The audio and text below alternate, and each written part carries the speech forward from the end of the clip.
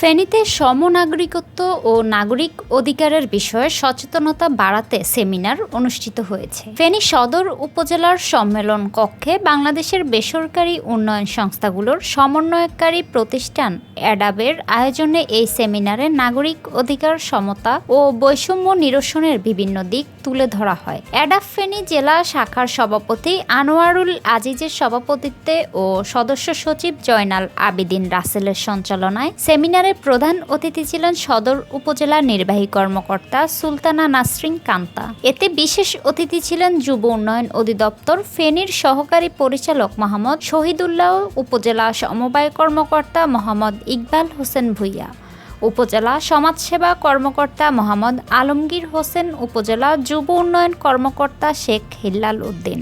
সেমিনারে বক্তারা বলেন, ধর্ম, বর্ণ, লিঙ্গ, জাতি, সামাজিক অবস্থা কিংবা জন্মস্থানের ভিত্তিতে কোনো নাগরিককে বৈষম্য স্বীকার করা যাবে না। রাষ্ট্রের সকল নাগরিক সমান সুযোগ সুবিধা ও অধিকার ভোগ করবেন, এটাই সমনাগরিকত্বের মূল দর্শন।